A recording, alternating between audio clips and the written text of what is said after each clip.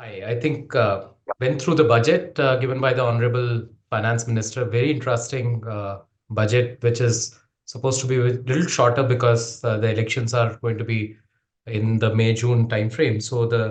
But the key things which I actually thought were very interesting from the infrastructure standpoint is one is how the entire focus is on developing the tourism sites, including the spiritual tourism, because there are two dimensional benefit to that. One, it improves the kind of in the tourist inflow into the sites.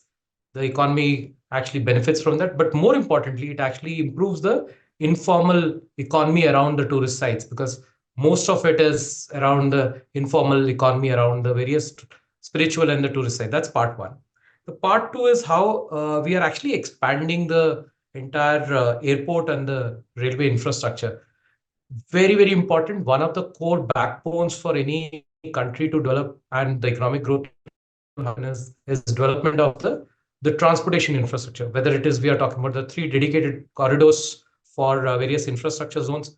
If you are talking about taking the airports, doubling it up to about 149, these are the ones which are actually going to propel the entire economic growth and infrastructure. And when we are talking about getting the foreign investment into India, the basic core infrastructure readiness is one of the core elements for them to take a decision on this. So I think these two are a very, very key. Adding to that is how we have actually taken the skilling part of it extremely serious. Now, when I actually talk about skilling, it's not just the blue collar and the white collar, it's also about the next collar. So I'll just take a half a minute to actually explain. The blue collar and the white collar skilling is in a very pragmatic way. The skill development ministry and various institutions are doing it, and I hear that more than 54 lakh youth has been trained on that. So those numbers aside, the more importantly where India is gaining the prominence is the next collar skills.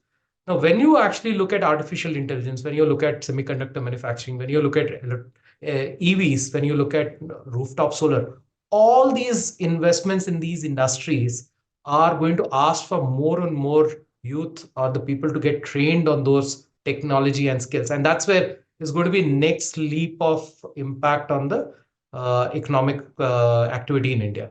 So these are the three, four important points I thought in this shortened budget are standing out as important themes.